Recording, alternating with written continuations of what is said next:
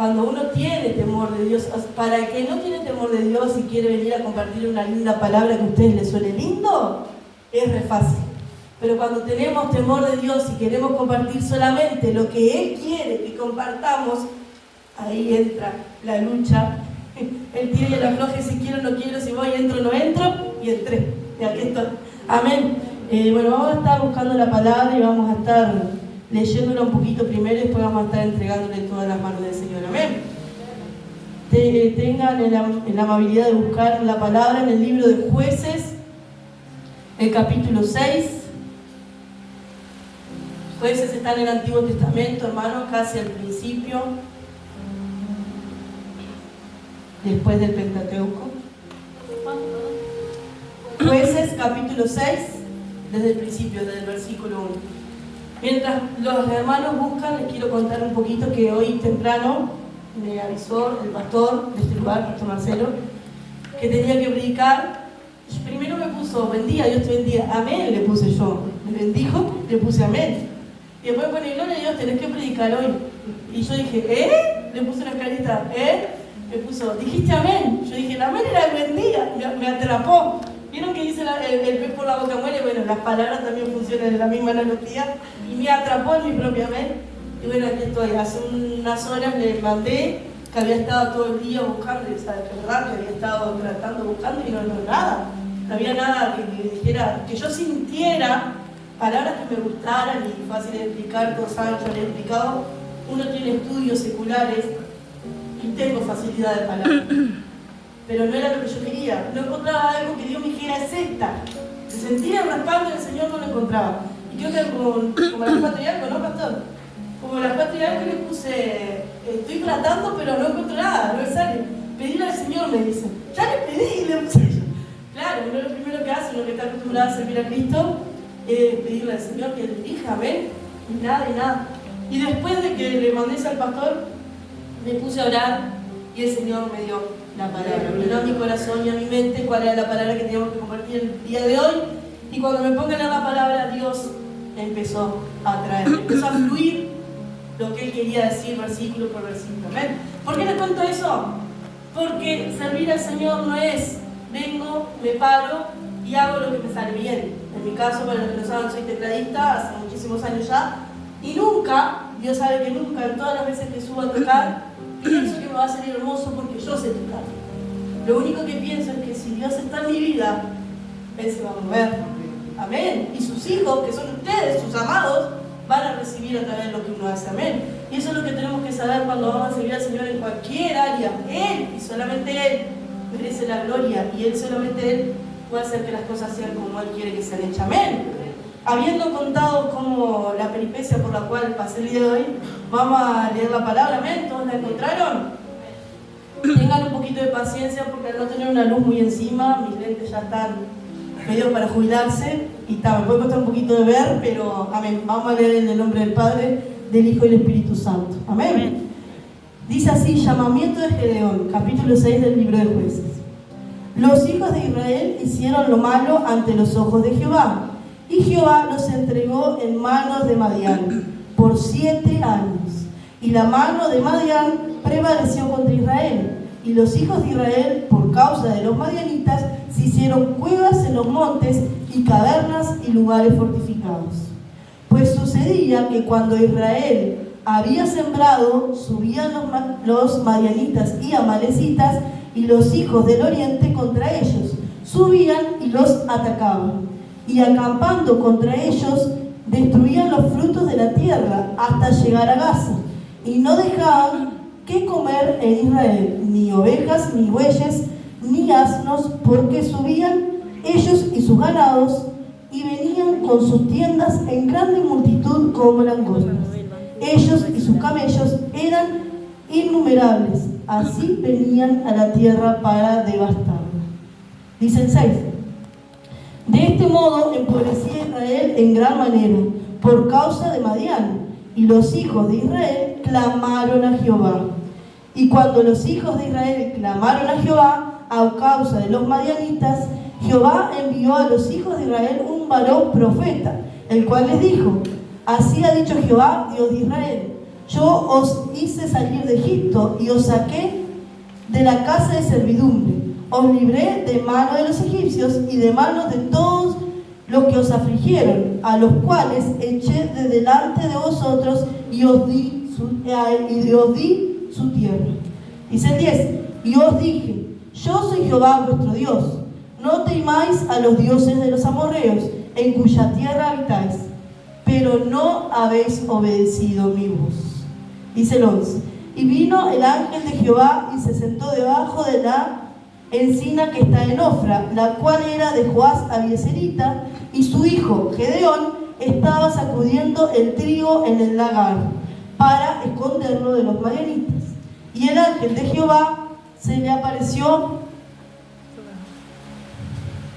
y le dijo, Jehová está contigo, varón esforzado y valiente. Y Gedeón le respondió, Señor mío, si Jehová está con nosotros, ¿por qué nos ha sobrevenido todo esto? ¿Y dónde están todas sus maravillas que nuestros padres nos han contado, diciendo, ¿no nos sacó Jehová de Egipto? Y ahora Jehová nos ha desamparado y nos ha entregado en manos de los madianitas. Y mirándole Jehová le dijo, ve, con esta tu fuerza y salvarás a Israel de la mano de los madianitas. ¿No te envío yo? Entonces le respondió, Señor mío, ¿con qué salvaré yo a Israel? He aquí que mi familia es pobre en Manasés, y yo el menor en la casa de mi padre. Jehová le dijo, ciertamente yo estaré contigo y derrotaré a los madianitas como a un solo hombre. Y él respondió, yo te ruego que si he hallado gracia delante de ti, me des señal de que tú has hablado conmigo. Te ruego que no te vayas de aquí hasta que vuelva a ti, y saque mi ofrenda y la ponga delante de ti. Y él respondió, yo esperaré hasta que vuelvas. Y entrando Gedeón, preparó su cabrito y panes sin levadura de una efa de harina, y puso la carne en un canastillo y el caldo en una olla, y sacándolo se le presentó debajo de aquella encina. Entonces el ángel de Dios le dijo, toma la carne y los panes sin levadura y ponlos sobre esta peña, y vierte el caldo, y él lo hizo así. Y extendiendo el ángel de Jehová el báculo que tenía en su mano, tocó con la punta la carne y los panes sin levadura, y subió fuego de la peña, el cual consumió la carne y los panes sin levadura, y el ángel de Jehová desapareció de su vista. Viendo entonces Gedeón que era el ángel de Jehová, dijo, Señor Jehová, que he visto el ángel de Jehová cara a cara. Pero Jehová le dijo, paz a ti, no tengas temor, no morirás. Y edificó allí Gedeón altar a Jehová, y lo llamó Jehová Salom, el cual permanece hasta hoy en Ofra de los Abieseritas. Aconteció que la misma noche le dijo Jehová, toma un toro del hato de tu padre, el segundo toro de 7 años, y derriba el altar de Baal que tu padre tiene, y corta también la imagen de Aserá que está junto a él. Y edifica altar a Jehová tu Dios en la cumbre de este peñasco en lugar conveniente, y tomando el segundo toro, sacrifica el holocausto con la madera de la imagen de Aserá que habrás cortado.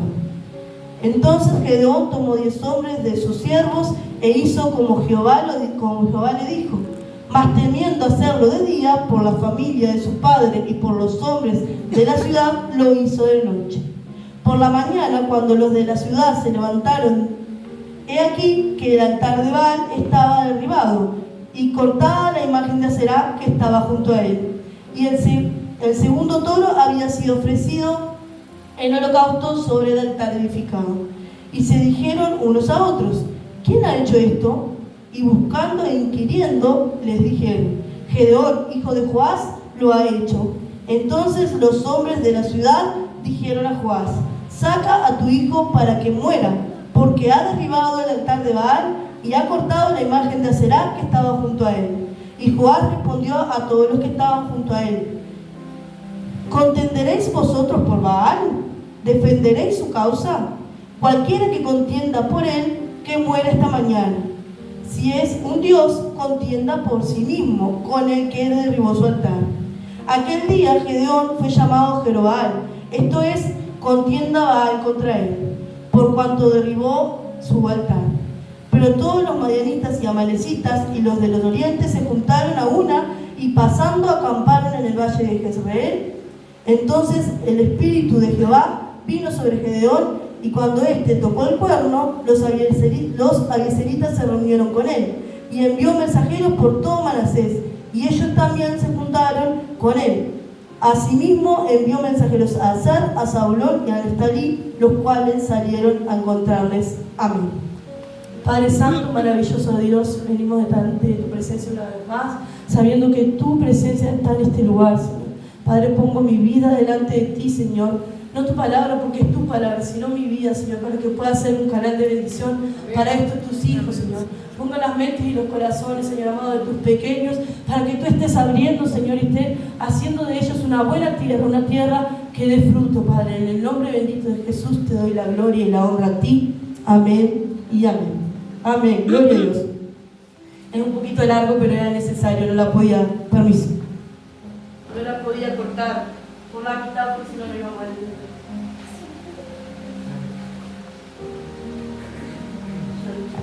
Ya entré en calor. Gloria al Señor. Vamos a entrar un poquito rapidito en contexto de qué estaba pasando en el pueblo de Israel cuando se dio esto que acabamos de leer acá. Amén. El pueblo de Israel era un pueblo, como todos sabemos, que había sido liberado de Egipto. Amén. ¿Todos sabemos eso? Amén. Amén. Dios los sacó de 400 años de esclavitud y los llevó por el desierto. Estuvieron 40 años vagando. Dios, a través de Josué, le entregó la tierra por heredad. Ellos lucharon, era un pueblo guerrero, acuérdense de eso. Lucharon para adquirir nuevamente esa tierra que Dios les había prometido y empezaron a habitar. Pero, como todos los seres humanos, y aún seguimos siendo así, el pueblo de Israel era cabeza dura. Cuando pasaba el problema, pasaba la dificultad, se olvidaban de todo lo que Dios había hecho y volvían a pecar.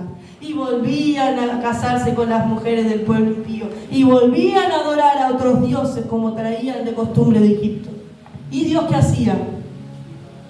Se apartaba, quitaba su mano.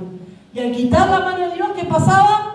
Venían los enemigos y los subyugaban. Un pueblo guerrero que había vencido un montón de naciones, que había hecho caer murallas, de Jueces 6, estaba atemorizado por un pueblo. Los madianitas eran un pueblo nómada, ni siquiera tenían un lugar fijo, eran nómadas en el desierto y los tenían subyugados. ¿Por qué? Porque el pueblo de Israel estaba en apostasía.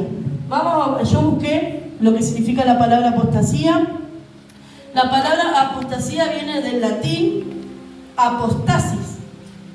Su raíz apo significa fuera de y estasis significa colocarse. ¿Qué quiere decir esto? Cuando hablamos de que alguien está en la apostasía, estamos diciendo que está fuera de algo en lo que antes estaba. Se colocó fuera. Supongamos que estamos acá. Supongamos que esta es una creencia que yo tengo, una forma de ser, una idiosincrasia humana. Y cuando apostato de eso, me fui, apostaté. Eso estaba haciendo el pueblo de Israel en ese momento. Está apostatando de la fe, nada más y nada menos, de su creador, de su Dios, de aquel que lo había liberado de Egipto. ¿Por qué? Porque estaba adorando a Baal y a Será. Entonces negaron a Dios como único, verdadero y suficiente Dios y comenzaron a servir a otros dioses. Amén. En este contexto se encontraba el pueblo de Israel en ese momento. Y vamos a desmenuzar un poquito los versículos, no se asusten, no vamos a desmenuzar todos, pero es necesario que volvamos a leer alguno para que entendamos cuál sea el mensaje que el Señor envió para todos, para mí primeramente y para cada uno de ustedes que están acá. Amén. Y dice el versículo 1: los hijos de Israel hicieron lo malo ante los ojos de Jehová, y Jehová los entregó en mano de Madián por 7 años, y la mano de Madián prevaleció contra Israel, y los hijos de Israel, por causa de los madianitas, se hicieron cuevas en los montes, cavernas en los lugares fortificados. Amén. ¿Qué estaba pasando entonces? Dios se había alejado del pueblo de Israel. Dios lo abandonó. O más bien era una consecuencia de... El pueblo de Israel, dice al principio, los hijos de Israel hicieron lo malo delante de Jehová. Estaban haciendo lo que a Dios no le agrada. Y cuando hacen lo que a Dios no le agrada, Dios se apartaba de ellos, quitaba su mano de protección. y ellos empezaban a sufrir el mal de sus enemigos. Cuando nosotros, trayéndolo a este pueblo, entramos en el pecado, ellos entraron en el pecado de la idolatría, y con todo lo que eso llevaba, ¿no? Estos dioses paganos exigían sacrificios, exigían relaciones sexuales ilícitas, un montón de cosas que iban en contra de lo que Dios quería. ¿Amén? Y en estas prácticas estaba el pueblo de Israel. Entonces ellos se alejaron de Dios y Dios quitó su mano porque hicieron lo malo. Cuando nosotros dejamos que el pecado entre en nuestra vida y empezamos a hacer lo malo, es verdad, no edificamos una altar de Baal, ¿verdad? Yo no veo ninguna en la casa de ustedes, a casi todos les conozco las casas, y algunas hasta viven conmigo. No hay altares de Baal en ninguna de las casas, ¿verdad? Pero si nos alejamos de Dios por el pecado, cualquiera sea el nombre de ese pecado que nos aparta de Dios. Y dije nos aparta, no dije los aparta. Nos aparta de Dios. Amén. Porque cuando estamos en pecado, Él quita su mano, pero no es por maldad, aunque parezca que es por maldad, es por amor y misericordia. El pueblo de Israel, como les dije al principio, era cabeza dura. Y en esta época, después de 6, venía de estar 40 años en paz. Anteriormente a esos 40 años, Débora, una mujer llena del poder de Dios, había librado a Israel de otros enemigos en los cuales Israel había caído por haber pecado. O sea, se repetía el mismo patrón. En lugar de ellos aprender de sus errores, me alejé de Dios, empecé a adorar a otros dioses, vinieron mis enemigos, me subyugaron, me perdían impuestos, mataban a nuestras mujeres, a nuestros hijos, nos esclavizaron. No lo vuelvo a hacer nunca más. Clamé a Dios, Dios mandó a alguien, nos salvó. Yo no vuelvo a hacer eso, ¿verdad? Que deberíamos de pensar así. Israel debería de pensar así, pero no. Israel no pensó así. Dios le dio 40 años de paz, perdonó su pecado, los liberó a través de Débora, una profetisa del pueblo de Israel, los liberó de sus enemigos, mató a todos los que se habían levantado contra Israel y estaban en paz. Pero Israel tenía ese problema que muchos de nosotros tenemos, conformismo. Se conformaban, se quedaban en la paz y no sabían que el Dios verdadero, aunque estemos en paz, está viendo todo. ¿Cuántos saben eso? Dios siempre está viendo todo, Él es omnipresente, Él está en todo lugar, Él es omnisciente, Él sabe todas las cosas. Amén. Y Él estaba mirando el actuar de su pueblo amado, el pueblo que le sacó de Egipto, lo estaba observando durante todos esos 40 largos años, en los cuales permitió que tuvieran paz, que ningún enemigo quisiera conquistarlo. Pero Israel otra vez falló. Entonces Dios quitó su mano nuevamente y ahí entraron en escena los madianitas, que es lo que estaba pasando acá. Pero Dios, como dije hace un ratito, no lo hacía por maldad, Él lo hacía por amor. ¿Por qué? Porque Dios conoce su creación, ¿verdad que Dios conoce? Cuando nosotros tenemos un hijo, yo por ejemplo tengo a mi hija ahí, yo no la conozco en la perfección porque nadie, solamente Dios, pero hay muchas cosas de las cuales que yo conozco de ella, ¿verdad? Sé cómo puede reaccionar a tal o cual situación. Sé que si yo le pongo una penitencia de sacarme la tablet, lo más probable es que ella haga caso a lo que yo le estoy reprendiendo, ¿verdad? Dios era así con el pueblo de Israel y Dios es así con nosotros, sus hijos. Amén. Él permitía, sacaba su mano, le permitía a estos pueblos que los subyugaran. ¿Para qué? Para una sola cosa: para que el pueblo de Israel corriera nuevamente a Dios. Amén. ¿Cuántos han estado pasando, no digo ahora, pero han pasado momentos de pruebas que parecen interminables? ¿Cuántos se preguntaron en ese momento de prueba el porqué de la prueba? Amén. ¿Cuántos se quedaron sin entender el porqué de la prueba? Amén. Todos nosotros. Y acá, en este pasaje, nos muestra que cuando Dios permite, no siempre, pero hay muchas ocasiones en las que Dios permite para que nosotros dejemos de correr como nosotros queremos y corramos al Señor y le pidamos a Él la dirección. Amén. Este era el propósito de Dios cuando permitió que los madianitas atacaran a Israel. Amén. Y decía el 2, y la mano de Madián prevaleció contra Israel, y los hijos de Israel, por causa de los madianitas, se hicieron cuevas en los montes y cavernas en lugares edificados. Un pueblo, como estábamos diciendo, que venía a conquistar naciones, eran naciones porque eran muchos reinos, amén.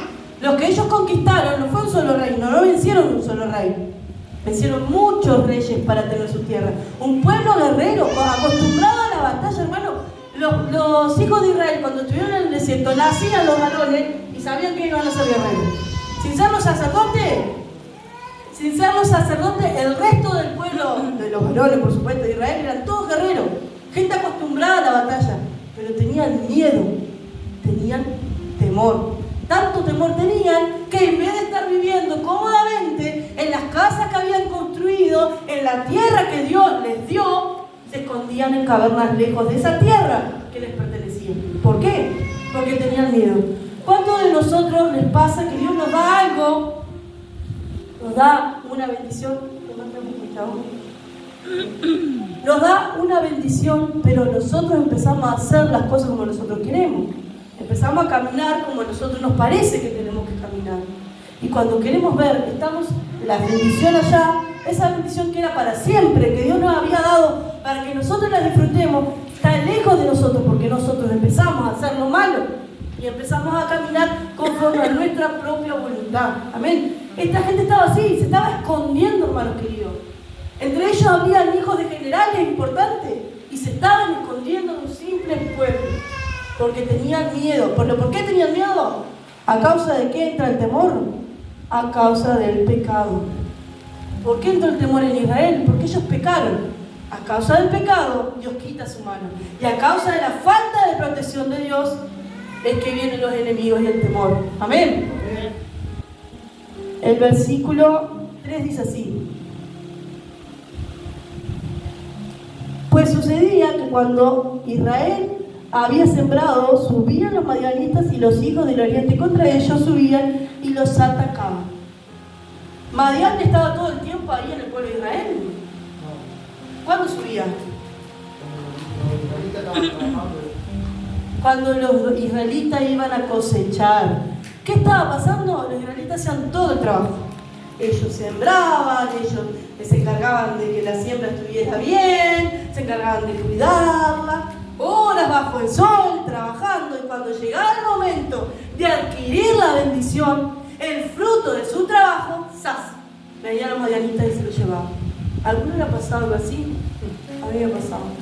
A mí me ha pasado trabajar años por algo, esforzarme años por algo, y por un simple error, el enemigo viene y se me llevó todo. Y se me llevó de una manera irreversible, hermanos míos, por un simple error. Por creer que la forma en la que yo hacía las cosas era mejor a la forma que Dios me entregó. Nunca, hermano querido, nuestra forma va a ser mejor a la forma de Dios. Amén. Y esto era lo que le estaba pasando al pobre pueblo de Israel. Ellos hacían todo el trabajo, se cansaban, sudaban, me imagino yo.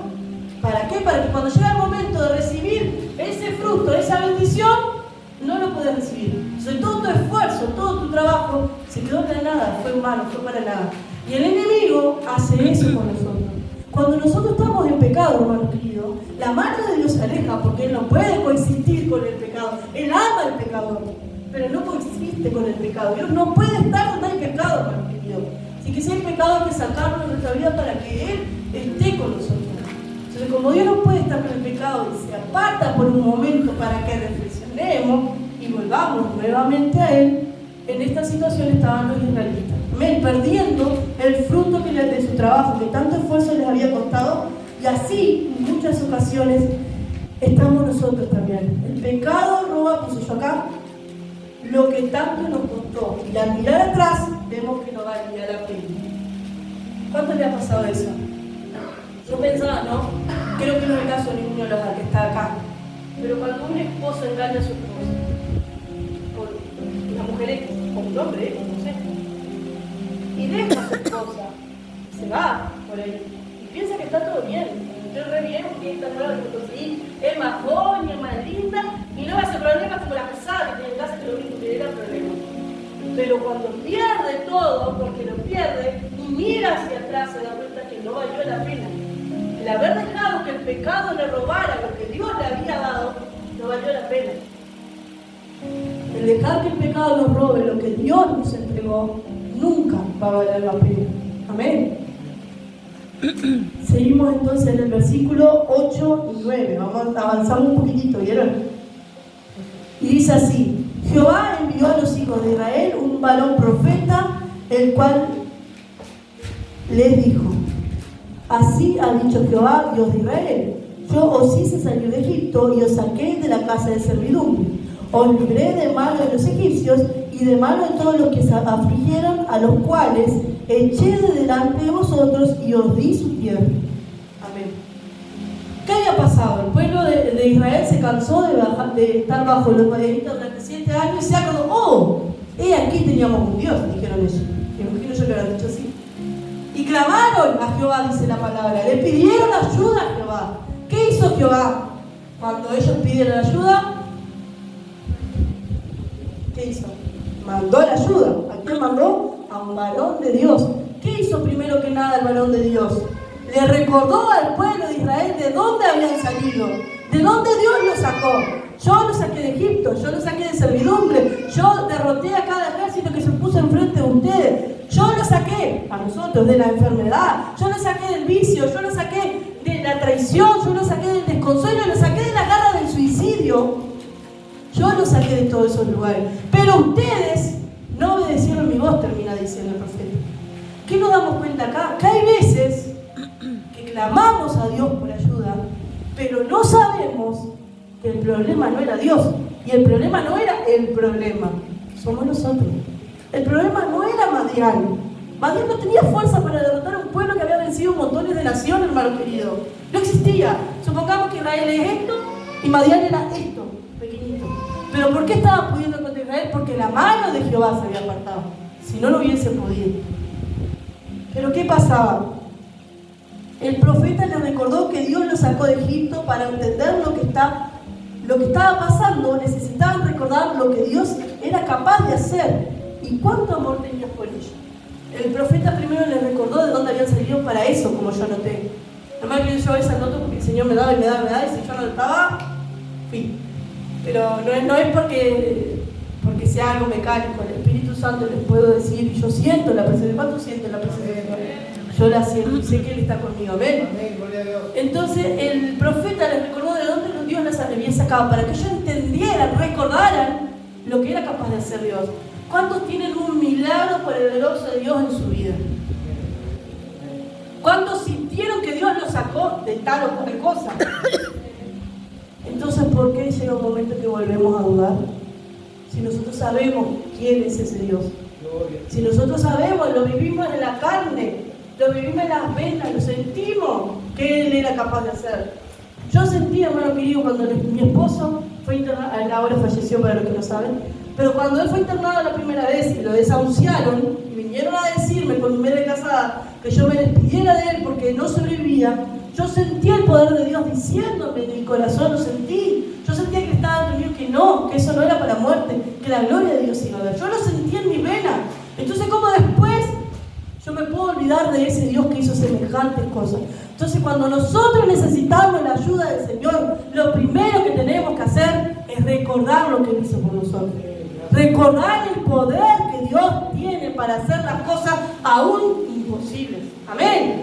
Eso es lo primero que necesitamos hacer.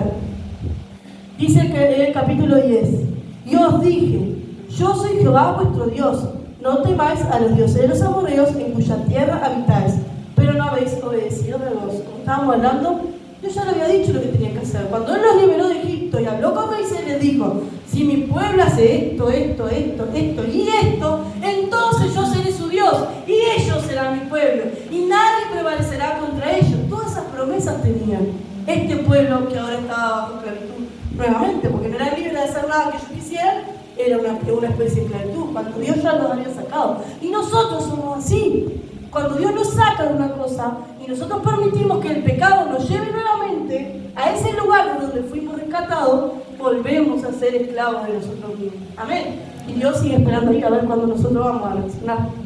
Entonces acá está la explicación de que no era el problema los madianitas, no es el problema la falta de trabajo, no es el problema, a veces, mal entiendo, no es el problema la enfermedad, no es el problema que fulano me mira mal, no es el problema que no me quieren, no es el problema que me menosprecian. A veces el problema somos nosotros y no nos damos cuenta. Amén. Dice el verso 11: y vino el ángel de Jehová y se sentó debajo de la encina que está en Ofra, la cual era de Joás, Abieserita, y su hijo Gedeón estaba sacudiendo el trigo en el lagar para esconderlo de los madianitas. Acá aparece una teofanía. Una teofanía es cuando hay una representación de Dios en el Antiguo Testamento. Jesucristo no había sido materializado en carne, no había nacido de María, no le había dicho a todos que era el Hijo de Dios, no había hecho milagros, no, pero existía. ¿Cuánto creen que él existía desde antes de la creación? ¿No? Desde el principio Jesús existió. Entonces acá lo que se da, el ángel de Jehová, una teofanía, es una aparición de Jesucristo mismo delante de Gedeón. Imagínense, una vez que el pueblo clamó a Jehová y supo que el problema no era Dios ni los madianitas, sino ellos, imagino yo, que se habrán arrepentido, Jesús aparece en ese día. Amén. Jesús viene a hablar con Gedeón. ¿Y qué estaba haciendo Gedeón? Dice la palabra que estaba sacudiendo el trigo en el lagar para esconderlo de los madianitas. ¿Qué estaba haciendo Gedeón? Sacudiendo el trigo. ¿Saben por qué se sacudía el trigo? Yo busqué un montón de cosas, pero hay cosas que yo no sé. El trigo se sacudía para apartarlo de la paja. Pero el trigo no se sacudía en ningún lugar cerrado, mucho menos escondido. El trigo se sacudía en la cumbre, la parte más alta de una colina, porque cuando iban sacudiendo el trigo, la brisa se encargaba de llevarse la paja y de separar el trigo, que era lo que servía, de la paja, que era lo que no servía. Pero este hombre, como había entrado el pecado en esa nación, se tenía que esconder para hacer las cosas más simples y cotidianas de su pueblo. Lo más cotidiano, un pueblo que era agricultor, que era ganadero, lo más cotidiano que era separar el trigo de la paja, no lo podía hacer en libertad. Porque si lo hacía como tenía que hacerlo a la vista de todo el mundo, iban a venir los madianitas y ¿qué? Y el propósito de Gedeón era esconder eso, amén. Entonces él estaba en el lagar. Yo busqué el lagar porque no sabía lo que era y dice así. Un lagar es donde se prensa la uva, es un espacio amplio, pero excavado en el suelo. ¿Qué nos está diciendo acá la palabra? Gedeón no era libre de sacudir el trigo en un espacio como tenía que ser, al aire libre, arriba. O sea, cuando estás arriba, ¿qué pasa con lo que está abajo? Te ve, ¿verdad que te ve? Bueno, él no puede hacer eso. Él fue obligado a estar en la oscuridad. ¿Qué nos pasa a nosotros cuando el pecado entra en nuestra vida? Ya no estamos más en el lugar mirable, ¿verdad que no? Estamos en tinieblas. Tenemos que ocultarnos hasta de nosotros mismos, porque el pecado es tiniebla. Dios, Jesucristo, es la luz, el pecado es lo opuesto, es la tiniebla. Entonces cuando el pecado empieza a comandar nuestra vida, entramos en ese lugar oscuro, del cual muchas veces no encontramos ninguna salida. Y en ese lugar oscuro estaba Gedeón sacudiendo el trigo. Amén. Y dice el 12: y el ángel de Jehová se le apareció y le dijo: Jehová está contigo, varón esforzado y valiente. Yo me reí acá cuando leí acá porque el tipo estaba en un subsuelo, para que ustedes entiendan, escondido, sacudiendo el trigo para que los demás no lo robaran. Y Jehová se le presenta y le dice: varón esforzado y valiente. Hoy en día le haríamos así a Jehová: ¿de dónde? Varón esforzado y valiente. Es un chiste, hermano, no se me ocurriría decirle eso al Señor. Pero ¿de dónde? ¿Verdad que de dónde? El tipo estaba escondido, porque tenía miedo de que le robaran lo que él estaba haciendo. Y Jehová se le presentó y le dijo: varón esforzado y valiente. Sepan, hermanos queridos, que los pensamientos del Señor no son como nuestros pensamientos. Los caminos del Señor no son nuestros caminos. Y Él ve más allá de lo que nosotros podemos ver. Nuestros ojos naturales pueden ver muchísimas cosas, la mayoría de las veces malísimas, que somos un desastre, que no servimos para nada, que perdimos esto, que perdimos aquello, pero Dios no mira así. Él no mira como nosotros los seres humanos miramos. Él mira como Dios. Él es Dios soberano, creador de todas las cosas. Amén. Y por eso, sabiendo en qué se iba a convertir Gedeón, que fue el juez de Israel que lo salvó de los madianitas, así se le presentó al Señor. Porque Dios sabe todas las cosas, Él conoce tu futuro. Amén. Dice entonces el 13. Y Gedeón le respondió: Señor mío, si Jehová está con nosotros, ¿por qué nos ha sobrevenido todo esto? ¿Y dónde están todas sus maravillas que nuestros padres nos han contado, diciendo, ¿no nos sacó Jehová de Egipto? Y ahora Jehová nos ha desamparado y nos ha entregado en manos de los madianitas. ¿Qué pensaba Gedeón, hermano querido? ¿Él pensaba que el pueblo de Israel era el culpable? Pensaba que Dios los había abandonado. ¿Cuánto hemos pensado, aunque sea una vez en todo nuestro camino de cristiano, cuando recién llegado a la iglesia, que Dios nos abandonó? Yo lo pensé una banda de veces, hermano querido. Y tenía años en el evangelio y había sentido el poder de Dios, y yo tocaba y la gente se quebrantaba y los demonios salían, y que alcancé a pensar que Dios me había abandonado. Pero Dios no nos abandona. No era la culpa de Dios. Gedeón, junto con todo su pueblo, habían dejado, Dios estaban apostatando. Ellos preferían a Baal y a Será antes que a Dios. Entonces, si nosotros preferimos todo nuestro pecado, toda nuestra forma vieja de ser antes que a Dios, entonces después Dios no va a ser el culpable. Por su gran amor y misericordia, Él viene hacia nosotros y permite tal o cual situación para que nosotros salgamos de ese letargo espiritual. Nosotros salgamos de esas tinieblas que nos están tapando y ocultando lo que no nos dejan ser libres. Amén. Dice el 14, y mirándole Jehová le dijo, yo me imagino que cuando Gedeón le dijo así, Jesucristo le había mirado con una ternura inexplicable que no soy capaz de representar, como diciendo, ay, si supiera cuánto he sufrido esperando que reaccionara alguna vez más. Y dice, y mirándole Jehová le dijo, ve con esta tu fuerza y salvarás a Israel de los manos de Madianita. No te envío yo, le dijo Jehová. ¿Qué le dijo Jehová? Bueno, está, con un poco de entrenamiento y un poco de superación personal, vos vas a llegar a ser el soldado que yo necesito. ¿Le dijo eso? No, ve con esta tu fuerza, con la que tenía en ese momento. Pero yo pensaba, ¿cuál era la fuerza que Gedeón tenía?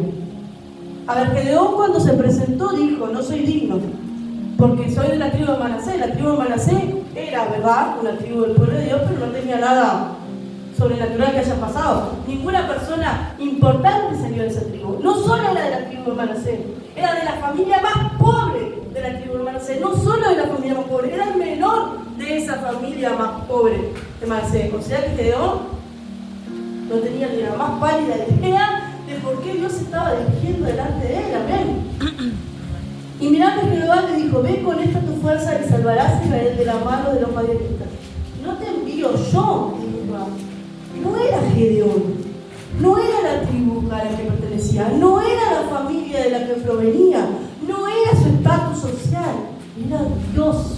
No somos nosotros, no son los talentos con los que nacimos, no son la forma que tenemos de hablar, no son la forma que tenemos de caminar, no es ni siquiera la forma que tenemos de ser, no es nada de eso. Siempre es Dios. Amén. ¿Cuántos dicen amén a eso? Amén. Amén. Gloria a Dios. Y yo empecé a pensar en esto, pero ¿cuál era la fuerza que tenía Gedeón? Porque Dios, yo aprendí una cosa, Dios nunca se equivoca. Yo supongo que todos lo sabrán, pero yo lo aprendí por experiencia. Dios, cuando Dios dice algo, nunca es al tan. Cuando algo está escrito en la palabra de Dios, es porque es importante que quede escrito, porque es importante que hoy, 15 de marzo, Diana y toda la iglesia sepa que Dios dijo eso. Entonces él le dijo, ven con esta tu fuerza, porque alguna fuerza Gedeón tenía. Amén. Y yo estoy analizando la palabra y pidiéndole al Señor que me diera sabiduría, y empecé a entender que Gedeón no tenía la clase de fuerza que nosotros interpretamos por fuerza, como la de Sansón. Sansón fue anterior. Sansón las agarraba con el hija del mono y las hacía añicos. Él no tenía esa clase de fuerza, pero tenía fuerzas más importantes. La fuerza, por ejemplo, de la humildad. Él era humilde, él no estaba haciéndose el canchero por ahí como a veces nosotros somos orgullosos. Yo soy fulano de tal, voy a poner a mí por lo general, yo soy Dayana, todo hace. Bueno, nadie que 20 años, miro ella porque es mi compañera de antes. Hace 20 años el teclado y predico cuando el pastor me manda y soy Dayana Candelo. No, pero no era así. Él estaba cumpliendo humildemente su trabajo. Era humilde ante los ojos de Dios. El Dios que dijimos al principio, que ve todas las cosas, vio la humildad de Gedeón. Y eso lo hacía fuerte delante de Dios. ¿Amén? ¿Qué otra fuerza tenía Gedeón? Acá no se puede terminar, decía yo. tenía la fuerza del conocimiento. ¿Qué conocía Gedeón? Un poquito más arriba leímos que él sabía todas las cosas que Dios había hecho con el pueblo de Israel. Dice la palabra, mi pueblo perece por falta de conocimiento. Gedeón no tenía ese problema, por eso era fuerte, porque él conocía de lo que era capaz Dios de hacer. Amén. ¿Cuántos de nosotros podemos decir que conocemos lo que es capaz Dios de hacer? ¿Cuántos leen todos los días la palabra en su casa? ¿Cuántos buscan la guía del Señor? Amén, por los que levantaron la mano. Gloria al Señor, sigan haciéndolo, no desmayen. Y los que no, el conocimiento de la palabra de Dios trae libertad, trae salvación y trae principalmente que no nos pase esto. Que no erremos tanto, que no pequemos tanto al punto de que Dios no tenga otra opción que apartar su mano de encima de nosotros. Amén. Esa era otra fuerza que tenía Gedeón. Otra fuerza que Gedeón tenía era la fuerza del hambre espiritual. ¿Por qué? Porque él dijo en los versículos más adelante, ¿dónde están? ¿Dónde están las maravillas de las que mis padres me contaron? ¿Dónde está ese Dios que mató a todos los primogénitos de Egipto, pero ni uno solo del pueblo de Israel murió? ¿Dónde está el Dios que mandó las 10 plagas y el faraón tuvo otro que tomar la decisión de dejarlo ir? ¿Dónde está ese Dios que abrió el mar rojo y anegó a todo un ejército completo bajo las aguas? ¿Dónde está ese Dios? Eso es hambre, hermano. Cuando nosotros tenemos hambre de ver la voluntad de Dios, de ver la maravilla de Dios, Dios no le queda otra que venir y manifestarse. Amén. Yo lo he visto, hermano querido. Cuando uno busca verdaderamente la presencia del Señor, con hambre verdadero, Dios se presenta. Amén. Dios se presenta. Y Dios se va a presentar en cada una de las situaciones de lo que están en este lugar. Si hay hambre de verdad, si hay búsqueda verdadera, si hay reconocimiento verdadero, Él se va a presentar en la vida de cada uno de nosotros. Amén. Y la más importante, tenía la fuerza que tienen los débiles. Esto parece una contradicción. Voy a pedir al pastor si se anima a buscarme 2 Corintios capítulo 12 versículo 9. Esto que le acabo de leer, Gedeón tenía la fuerza de los débiles. Si se los digo así, voy a decir, ¿qué dice esta mujer? Acá me parece que es 2 Corintios 12:9. Me parece que acá el Espíritu Santo se fue un ratito y esta mujer se le dio y dice cualquier cosa. No todo, hermano querido, no todo. Pero yo lo puse con estos títulos porque tiene una base bíblica. Siempre es importante que sepan y entiendan que todo lo que el Hijo de Dios dice tiene que tener base.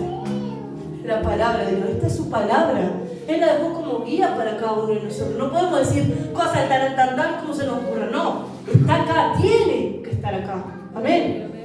¿Otro pastor? Amén. Y me ha dicho, bástate mi gracia, porque mi poder se perfecciona en la debilidad. Por tanto, de buena gana me gloriaré más bien en mis debilidades, para que repose sobre mí el poder de Cristo. Mi poder se perfecciona ¿en qué dijo el Señor?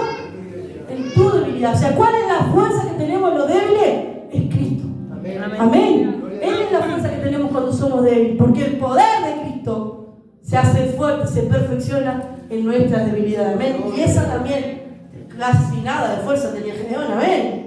¿Vieron que Dios no se había equivocado? Cuando le dijo, ven con esta tu fuerza, Dios no se equivoca. Cuando Dios te llama, cuando Dios te predestina, cuando Dios te dice, vos vas a hacer esto, Él no se equivocó. Somos nosotros que nos alejamos de ese propósito.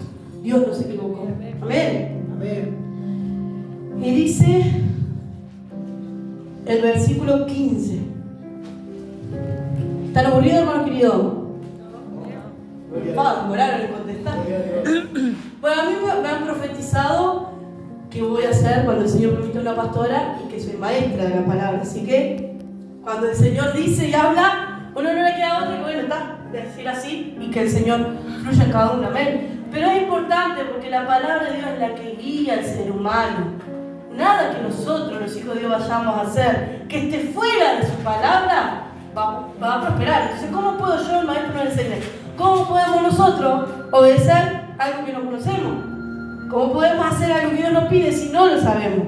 Entonces, ¿cómo nosotros podemos entender todas estas cosas si nosotros no escudriñamos la palabra de Dios? Amén. Por eso es que la estamos escudriñando. Dice el 15.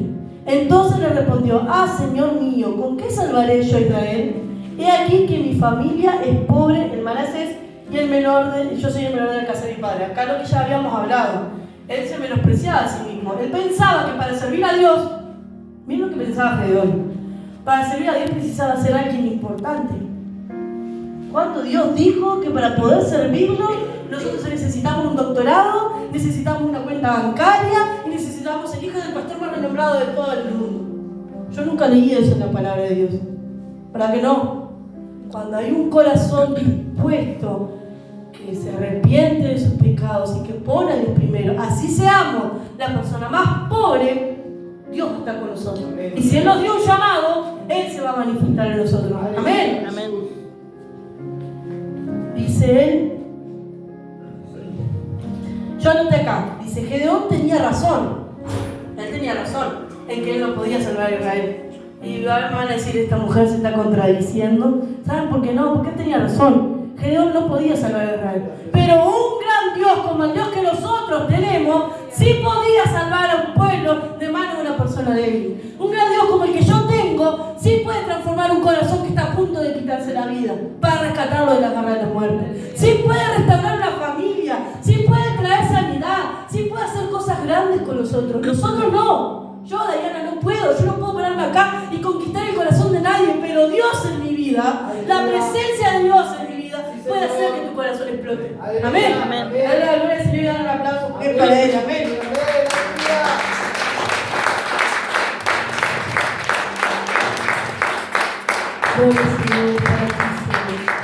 Dice el 16.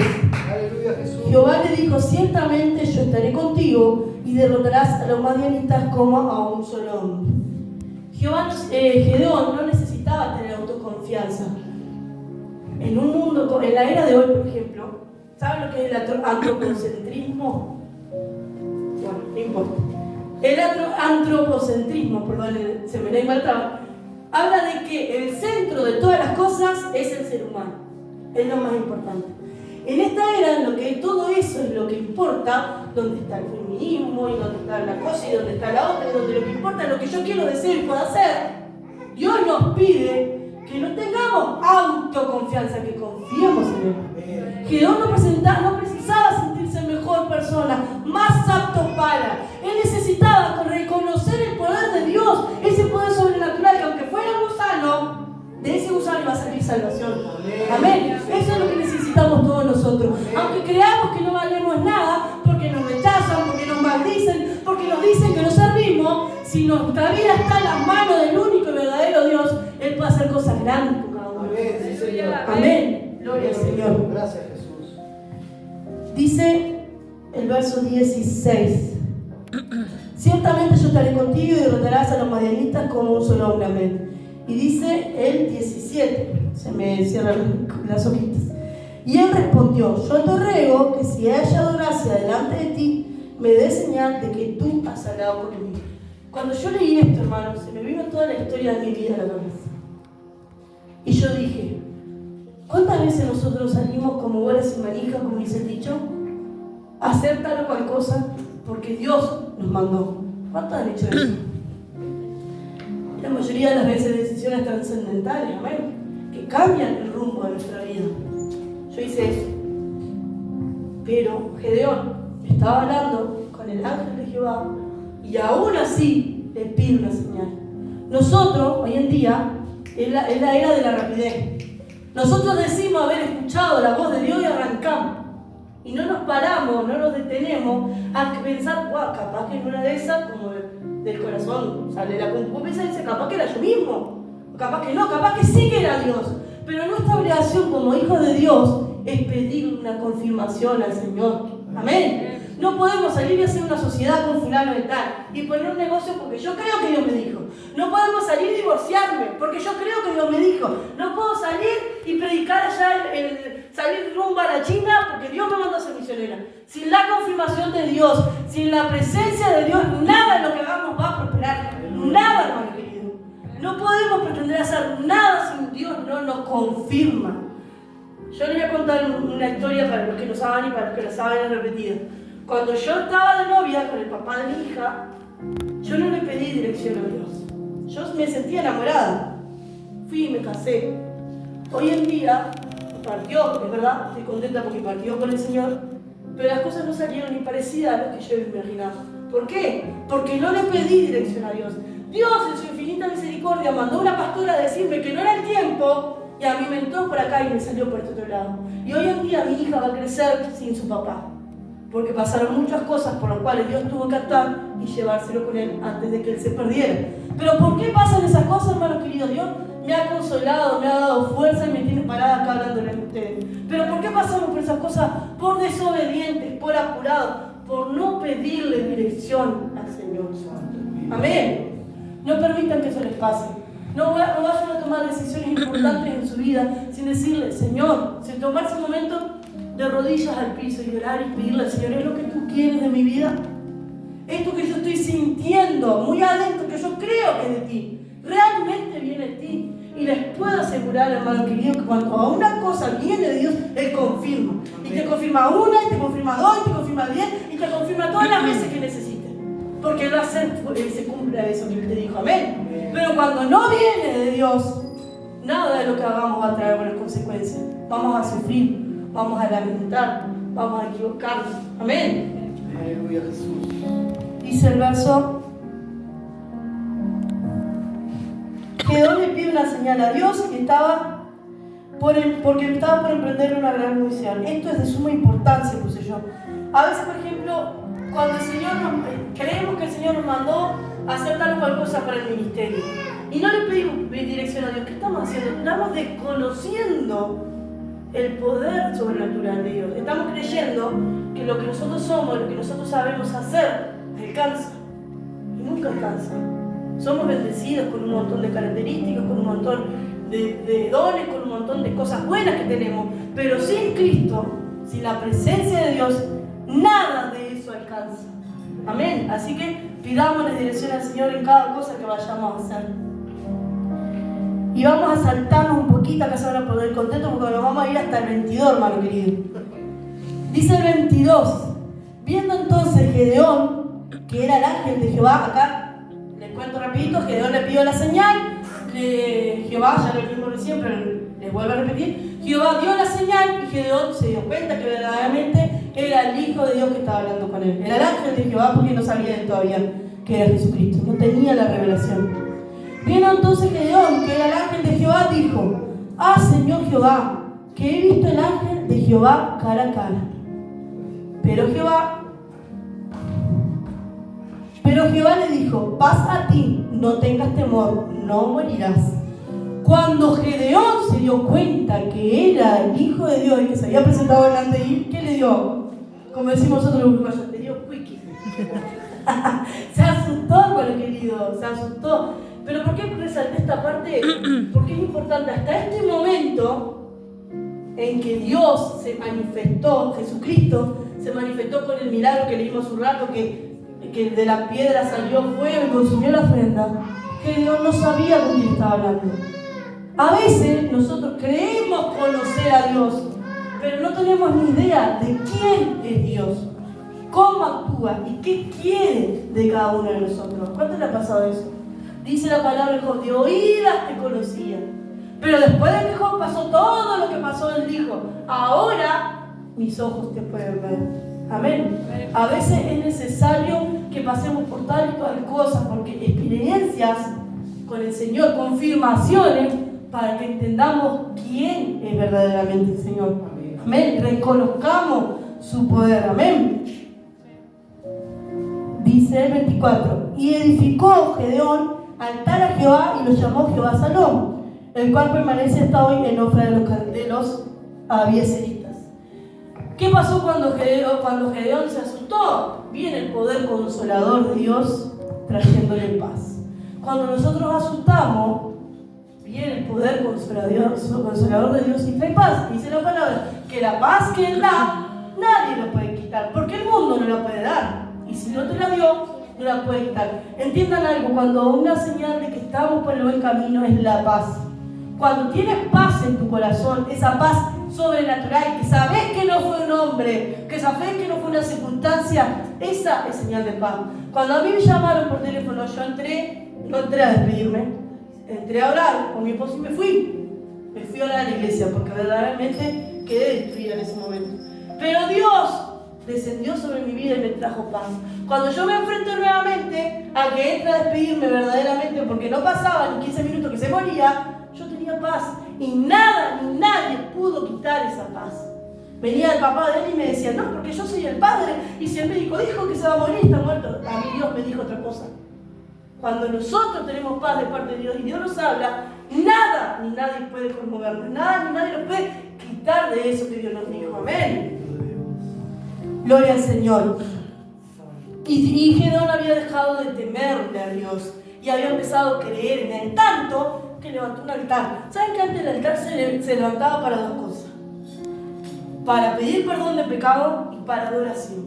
¿Qué estaba haciendo Gedeón? Estaba dejando su pecado al levantar ese altar, renunciando a todo eso que el pueblo había hecho, por el pueblo había renunciado a todo, y consagrándose a Dios, dejando los ídolos y consagrándose al único y verdadero Dios.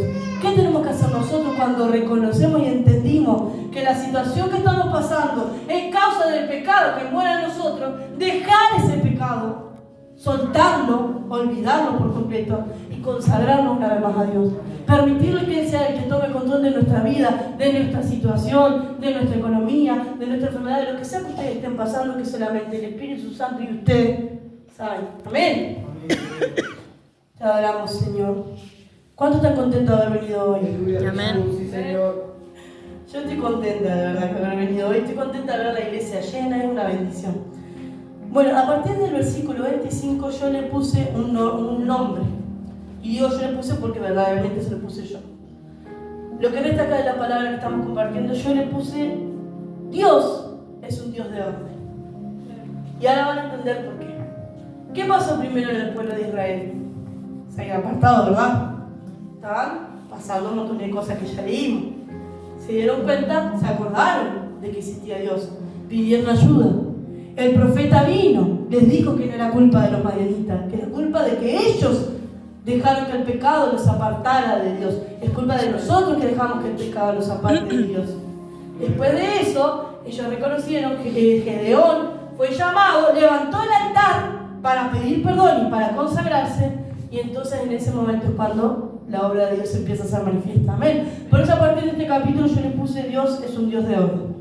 Y dice el verso 25. Aconteció que la misma noche le dijo Jehová a Gedeón, ¿ven? La misma noche en que pasó todo esto que leímos antes, Jehová vino y le dijo: toma un toro del hato de tu padre, el segundo toro de 7 años, y derriba el altar de Baal que tu padre tiene, y corta también la imagen de Aserá que está junto a él. Dice el 26, y edifica altar a Jehová tu Dios en la cumbre de este peñasco, en lugar conveniente, y tomando el segundo toro, sacrifícalo en el holocausto con la madera de la imagen de Aserá que habrás cortado. ¿Qué fue lo primero que hizo Gedeón? ¿A quién le pertenecían las tierras donde estaba el altar de Baal? ¿A quién? Al padre Gedeón, Joás Abieserita. ¿Qué es lo primero que tenemos que hacer? Ordenar la casa, primero que nada nuestra vida, que ya lo había hecho Gedeón. Ya se había postrado delante de Dios, había reconocido que era Dios, que se le había presentado, lo había adorado, se había consagrado. ¿Y ahora qué tocaba? Ordenar la casa. Sacó la idolatría que había en su casa. Todos ustedes y yo sabemos cuál es la idolatría y cuál es el altar, por ponerle un nombre, que nosotros tenemos, que es necesario que ayer saquemos. ¿Vieron que los uruguayos dejamos todo por último momento? No, ayer tenemos que sacarlo, hermanos queridos. Dios está hablando. Yo pienso que todo lo que yo pasé en el día de hoy, pienso que lo que Dios puso en el corazón del pastor que me pidiera que preparara la palabra, toda la indecisión que yo pasé al principio, todo lo que yo empecé a sentir cuando Dios me dio esta palabra, pienso que es porque Dios a alguien quiere hablarme. A mí primeramente, que ya me habló, y a alguien de todos los que están acá, yo sé que Dios les quiere hablar. Amén. Sí, Señor. Entonces, ¿qué fue lo primero que hizo Gedeón? Entonces, ordenó su casa. A veces, hermano querido, esto me lo está leyendo el Señor ahora en este momento, nosotros permitimos en nuestra casa cosas que son ajenas al Señor. Permitimos cosas que atentan directamente contra la voluntad de Dios. ¿Cuál es la voluntad de Dios? Es fácil, hermano querido. Es esto. todo lo que Él dejó en su palabra es su voluntad. Y a veces en nuestros hogares permitimos que todo eso sea desplazado por el pecado.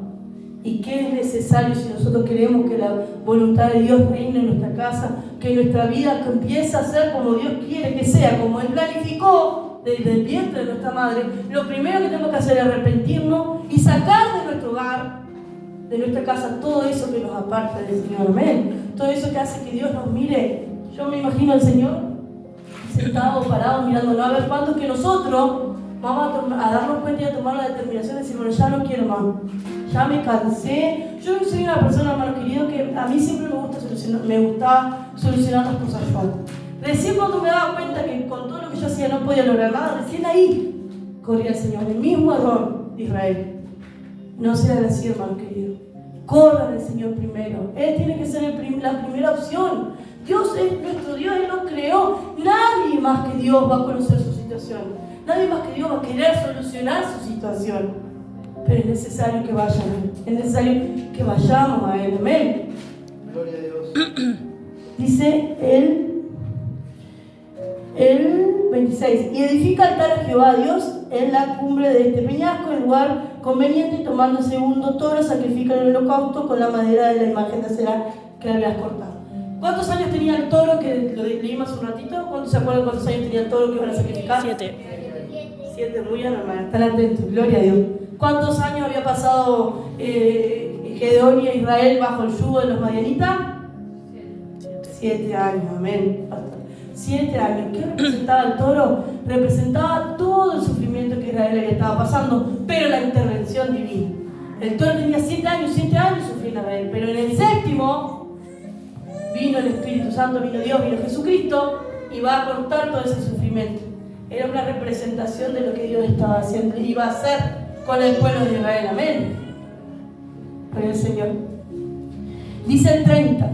Saca a tu hijo para que muera. Bueno, después de que Gedeón hizo todo esto, le hizo caso a Dios, destruyó el altar, edificó el altar a Jehová y sacrificó todo con la madera de la imagen de Aserá. O sea, la diosa inmunda pagana la despreció tanto que con esa madera prendió fuego para adorar al único y verdadero Dios. Amén. Eso se atrevió a hacer Gedeón. Cuando el pueblo se enteró, porque habíamos leído hace un rato que empezaron a investigar, che, ¿quién fue el fulano este que se atrevió a hacer semejante cosa? ¿Qué quiso hacer? ¿Se quedaron muy contentos? No. Fueron donde la casa del padre de Gedeón y le dijeron así: saca a tu hijo para que muera, porque ha derribado el altar de Baal y ha cortado la imagen de Aserá que estaba junto a él.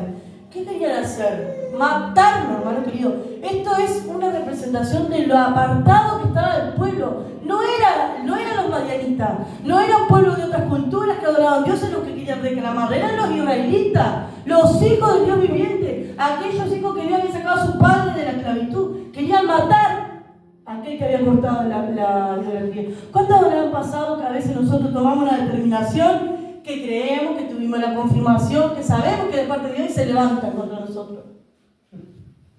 Amén, ¿verdad? ¿Qué pasa? Pero cuando Dios está en el asunto, nada ni nadie que se venga a levantar contra ustedes, contra mí, va a prevalecer. Porque miren lo que pasó con Gedeón. Adoramos, Señor. Miren lo que pasó con Gedeón.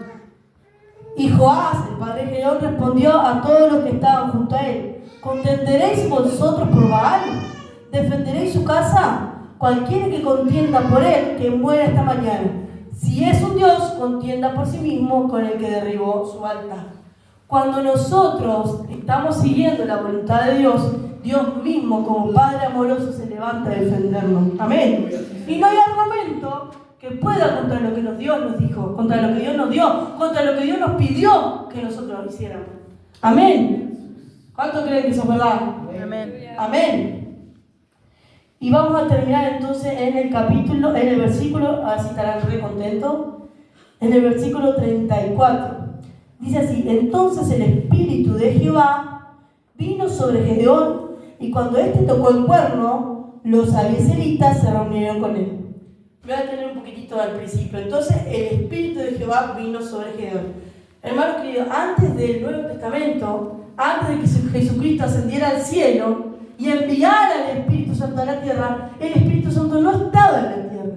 El Espíritu de Dios descendía sobre personas específicas para hacer determinadas cosas. Una de estas personas era Gedeón. Pero vino el Espíritu Santo y descendió sobre Gedeón porque le gustó la cara de Gedeón. No, Gedeón pasó por un montón de cosas.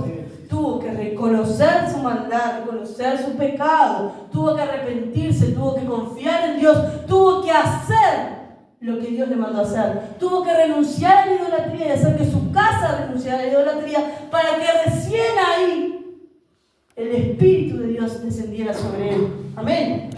Si queremos ver la gloria de Dios, si queremos que el Señor se manifieste, si queremos que nuestro llamado sea cumplido, yo sé cuál es el mío, no sé cuál es el llamado del pastor, es el pastoral, el llamado que esté, hermano, que esté llamado a la alabanza, que esté llamado a evangelizar, que esté llamado a predicar, que esté llamado a un montón de cosas. Si nosotros queremos que eso prospere, ¿a quién necesitamos? La presencia del Espíritu Santo.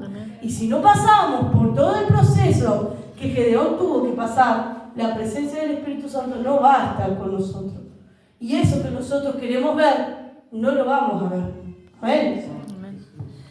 Dice así, el 34. Entonces el Espíritu de Jehová vino sobre Gedeón, y cuando éste tocó el cuerno, los abiezeritas se reunieron con él. Los abiezeritas eran los de la familia del padre que hacía unas horas los querían matar, porque había derribado el altar de Baal.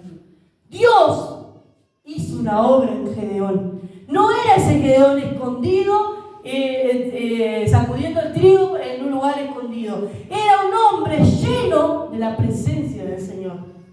Cuando Dios, la presencia de Dios está sobre nosotros, no es Paula, no es Valeria, no es Jonathan. Son Paula, Valeria y Jonathan llenos de la presencia de Dios. Es diferente, hermano querido. Dios transforma todas las cosas cuando su presencia está en una persona. Él hace que todo sea mudado y que todo cambie. Gedeón pasó de ser un hombre al que nadie le prestaba atención, porque si él dice, soy de la tribu de Manasés, de mi familia la más pobre, yo soy el más pequeño, es porque él sabía y le hacían saber que no valía nada. Amén. Pero él dejó de ser ese que no valía nada para transformarse en un guerrero poderoso que con la ayuda de Dios liberó al pueblo de Israel. Amén. Cuando nosotros pasamos por todo ese proceso, dejamos el pecado, reconocemos que por causa de nuestro pecado Dios se apartó de nosotros, clamamos por su ayuda, abrimos nuestro corazón, nos arrepentimos y sacamos de nosotros todo eso que nos apartó en primer lugar de Dios. Entonces la presencia del Señor no empieza a gobernar nuestras vidas. Y cuando la presencia del Señor empieza a gobernar nuestra vida, hay aceptación. Los que lo querían matar, ahora lo seguían, lo veían como un líder. Amén. Y no solo ellos, sino que dice 35, y terminamos. Y envió mensajeros por todo Manasés, y ellos también se juntaron con él. Asimismo envió mensajeros a Aser y de Zabulón y a Neftalí, los cuales salieron a encontrarle. Todos estos pueblos no sabían quién era Gedeón, pero la presencia de Dios que estaba en él era la que estaba convocando a las personas. Aleluya. Cuando la presencia de Dios, hermano querido, está en Leticia, y Leticia se pone a hacer algo, todos van a seguirla, porque no es Leticia, es la presencia del Espíritu Santo. Cuando la presencia del Espíritu Santo está en el pastor y el pastor convoca reuniones de intercesión, los hermanos vienen gozosos y lloran. ¿Por qué? Porque no era el pastor, era la presencia del Espíritu Santo. ¿Amén? Cuando la presencia del Espíritu Santo está en Paula, y Paula le habla a su esposo, y el esposo se quebranta y se convierte y reconoce su pecado, no era Paula, nunca fue Paula, fue la presencia del Espíritu Santo en Paula. Amén. Cuando el Espíritu Santo toma control de una familia y restaura lo que estaba roto y restaura el amor del Padre con los hijos y de los hijos con el Padre, no era esa persona, era la presencia de Dios que está en esa persona. Amén. Así que si queremos, hermanos queridos, ver la presencia de Dios actuar en nuestra vida, es necesario que pasemos por todo este proceso que pasó Gedeón.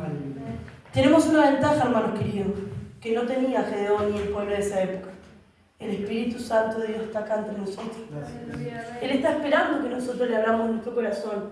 Él no es único para una persona. Él quiere habitar con cada uno de ustedes, conmigo, con todos nosotros, y hacer de nosotros eso que Él planificó que seamos. Amén. Vamos a ponernos de pie y vamos a estar orando para darle gracias al Señor por esta palabra, para pedirle que Él sea el que esté transformando los corazones que necesiten ser transformados, y que esta palabra no haya sido en vano, sino que el Espíritu Santo la esté cimentando en sus corazones y en su vida, como lo hizo conmigo, también lo hago con ustedes. Amén.